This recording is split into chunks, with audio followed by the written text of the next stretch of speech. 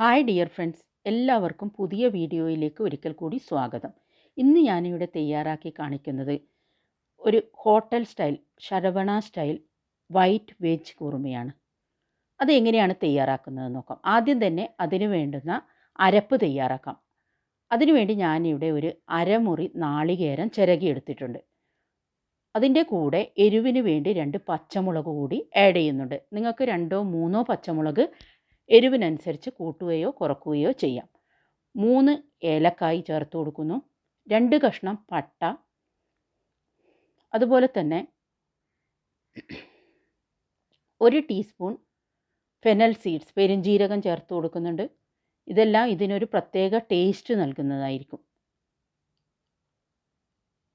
1 table spoon കസ്കസ്, കുറുമക്കൊരു കൊഴുപ്പും പ്രത്യേകതരം ഒരു ടേസ്റ്റിന് വേണ്ടിയാണ് കസ്കസ് ചേർത്ത് കൊടുക്കുന്നത്. 1 ടേബിൾ സ്പൂൺ പൊട്ടുകടല കൂടി ആഡ് ചെയ്ത് കൊടുക്കുന്നുണ്ട്.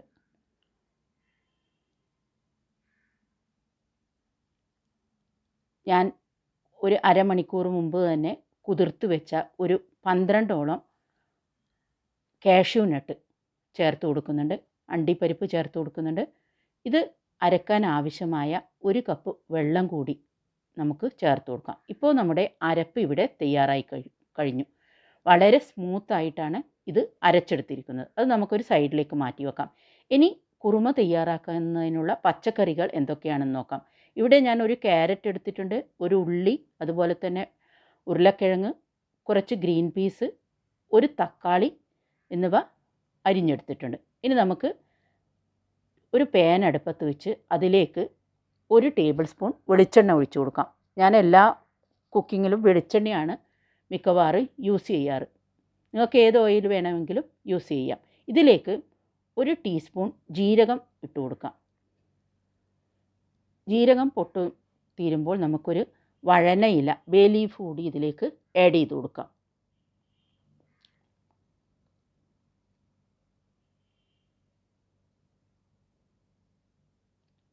ഇതിന് ഒരു പ്രത്യേക ഫ്ലേവർ ബേ ലീഫ് ചേർത്താൽ നമുക്ക് കറിക്ക് കിട്ടുന്നതായിരിക്കും. ഹോട്ടലിൽ ഉണ്ടാക്കുന്ന അതേ രീതിയിലാണ് നമ്മളിവിടെ തയ്യാറാക്കുന്നത്, കുറുമ തയ്യാറാക്കുന്നത്. ഇത് ചപ്പാത്തിയുടെ കൂടെയും അതുപോലെ തന്നെ വെള്ളയപ്പം, പുട്ട്, ഏത് ബ്രേക്ക്ഫാസ്റ്റിൻ്റെ കൂടെയും നമുക്ക് കഴിക്കാൻ വളരെ സ്വാദിഷ്ടമായിരിക്കും. ഇനി നമുക്ക് ഓരോ പച്ചക്കറികളും ആഡ് ചെയ്ത് കൊടുത്ത് നമുക്കൊന്ന് വഴറ്റിയെടുക്കാം. ആദ്യം തന്നെ ഒരു ഉള്ളി, ചെറുതായി അരിഞ്ഞെടുത്ത ഉള്ളി നമുക്ക് ചേർത്ത് കൊടുക്കാം. അതൊന്ന് ചെറുതായി വഴറ്റിയെടുക്കാം. ആദ്യം തന്നെ കുറച്ച് സോഫ്റ്റ് ആവുന്നത് വരെ വഴറ്റി കൊടുക്കാം.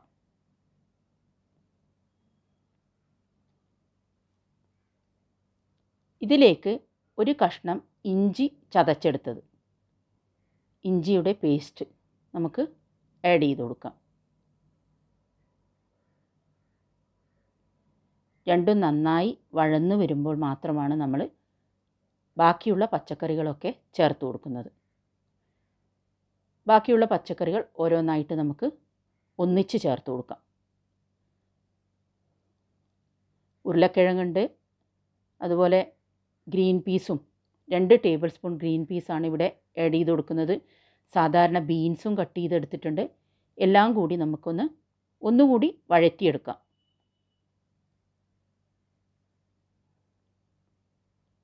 ചെറുതായൊന്ന് വഴറ്റി യോജിപ്പിക്കാം. ഇതിന് ശേഷം ഇത് വേവാൻ ആവശ്യമായ കുറച്ച് വെള്ളം കൂടി നമ്മൾ ചേർത്ത് കൊടുക്കണം. ഒരു 1/2 കപ്പ് വെള്ളം, കഷ്ണങ്ങൾ വേവാൻ ആവശ്യമായിട്ടുള്ള വെള്ളമാണ് ചേർത്ത് കൊടുക്കുന്നത്. ഇത് മൂടി വെച്ച് ഏകദേശം ഒരു 10 മിനിറ്റോളം വേവിച്ചെടുക്കണം.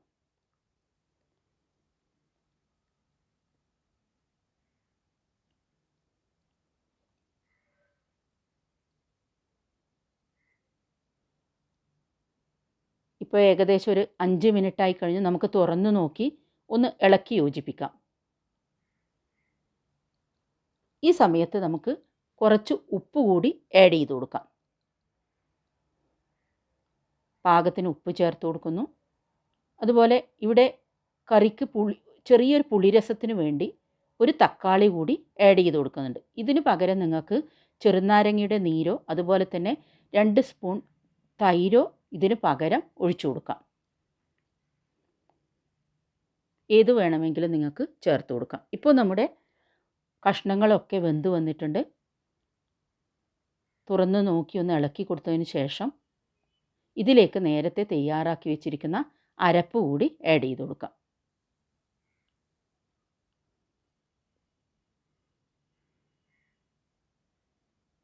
റെസിപ്പീസൊക്കെ പലരും ട്രൈ ചെയ്യുന്നുണ്ട്, നന്നായിരിക്കുന്നു എന്നൊക്കെ എനിക്ക് കമൻറ്റ് ബോക്സിൽ കിട്ടുന്നുണ്ട്.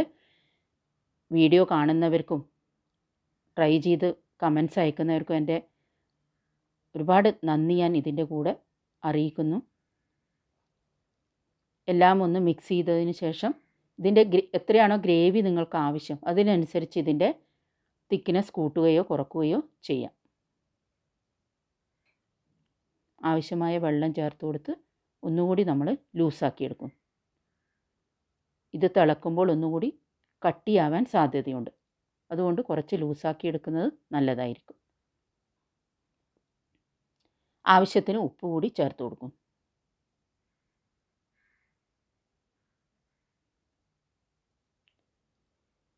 എല്ലാം ഒന്ന് നന്നായി തിളച്ച് വന്നതിന് ശേഷം ഇതിലേക്ക് കുറച്ച് കറിവേപ്പില ചേർത്ത് കൊടുക്കുന്നുണ്ട്. അതുപോലെ തന്നെ കുറച്ച് മല്ലിയില ചെറുതായി അരിഞ്ഞെടുത്തതും കൂടി ഇതിലേക്ക് ചേർത്ത് കൊടുക്കും. പിന്നെ അധികം തിളപ്പിക്കേണ്ട ആവശ്യമില്ല. ഒരു തിള വരുമ്പോഴത്തേക്കും നമുക്കിത് മാറ്റി വെക്കാം. ഇപ്പോൾ നമ്മുടെ ഗ്യാസ് ഓഫാക്കി കഴിഞ്ഞു. നമ്മളെ korma, veg korma, Saravana style, hotel style white veg korma ഇവിടെ ഏകദേശം തയ്യാറായി കഴിഞ്ഞു.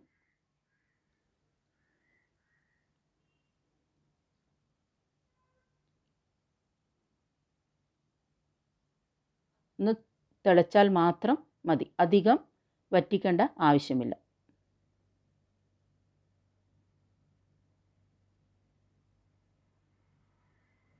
എല്ലാം ഒന്ന് ഇളക്കി യോജിപ്പിക്കും.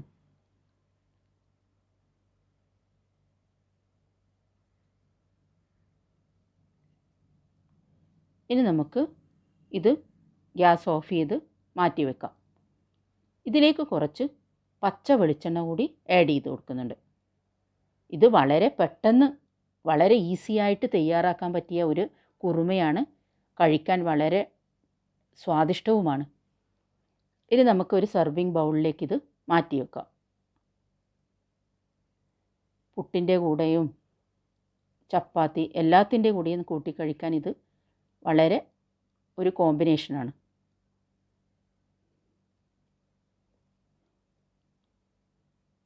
നമുക്ക് കുറച്ച് മല്ലിയിലയും കറിവേപ്പിലയും വെച്ച് ഒന്നിത് ഡെക്കറേറ്റ് ചെയ്യാം. ഇത് പലർക്കും ഈ റെസിപ്പി അറിയാവുന്നതായിരിക്കും. എന്നാലും ഇതുവരെ ട്രൈ ചെയ്യാത്തവരുണ്ടെങ്കിൽ ട്രൈ ചെയ്തോട്ടെ എന്ന് വിചാരിച്ചാണ് ഞാനിതിവിടെ കാണിക്കുന്നത്. എല്ലാവരും ട്രൈ ചെയ്ത് നോക്കണം. ഇഷ്ടപ്പെട്ടുവെങ്കിൽ ലൈക്ക്, ഷെയർ, സബ്സ്ക്രൈബ് ചെയ്യാൻ മറക്കരുത്. ഇതുവരെ സബ്സ്ക്രൈബ് ചെയ്യാത്തവരുണ്ടെങ്കിൽ തീർച്ചയായും ചെയ്യണം, സപ്പോർട്ട് ചെയ്യണം. Thank you for watching.